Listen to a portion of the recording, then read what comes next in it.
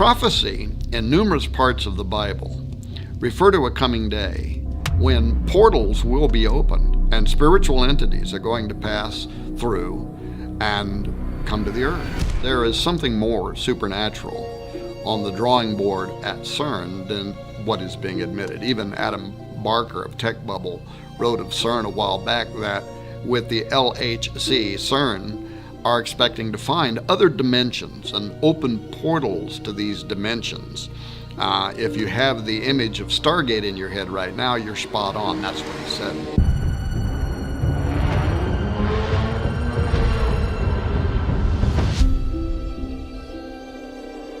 And then he went on to draw parallels to the biblical story of Jacob's ladder. Perhaps you remember the dream. It says, "Behold, there was a ladder set up on the earth, and the top of it reached to heaven. And behold, the angels of God were ascending and descending on it." Then Jacob wakes up from his sleep and he says, "Surely the Lord is in this place, and I did not know it." And he was afraid. And he says, "How awesome is this place? This is none other than the house of God, and this is the gate of heaven." Genesis 28.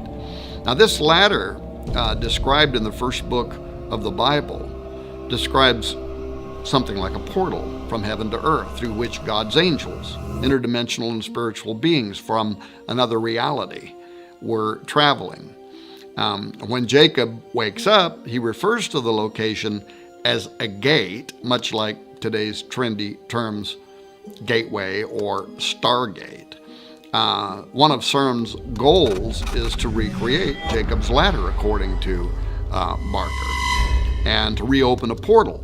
Now, Sergio Bertolucci, who is the official director for research and scientific computing at CERN, he was asked a while back about this extra-dimensional doorway by The Register, which is a London and New York operated science and technology journal. And he didn't hesitate with an enlightening response. He said, "Yes, out of this door might come something, or we might send something through it." Now, if that's true, and if those are accepted for their literal meaning and not written off as some kind of poetic allegory, as some scholars have claimed, then the idea of CERN playing with gateways is a major concern.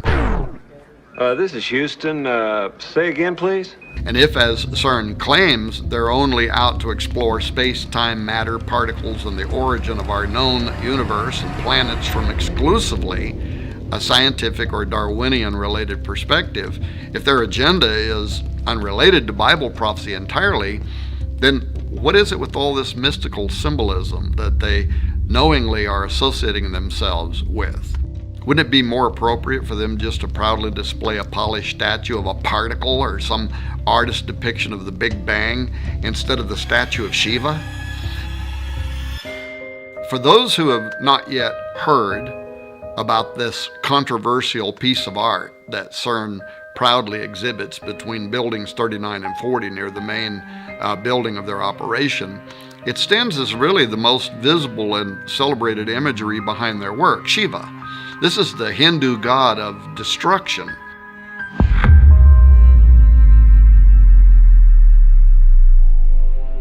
In 2004, the government of India, which has had a long-standing friendship with leaders behind the CERN project even before the completion of the Large Hadron Collider, they gifted CERN with this bronze work of an art depicting Shiva as Nataraja, the lord or sometimes king of the dance.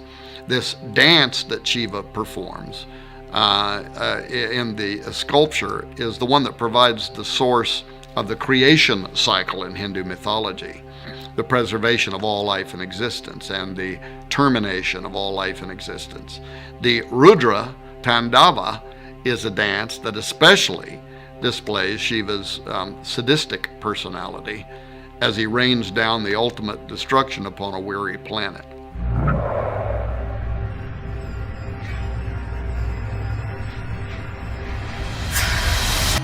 The plaque at the side beside the statue, however, reads in part, "Hundreds of years ago, Indian artists created visual images of dancing Shivas in a beautiful series of bronzes. In our time, physicists have used the most advanced technology to portray the patterns of the cosmic dance.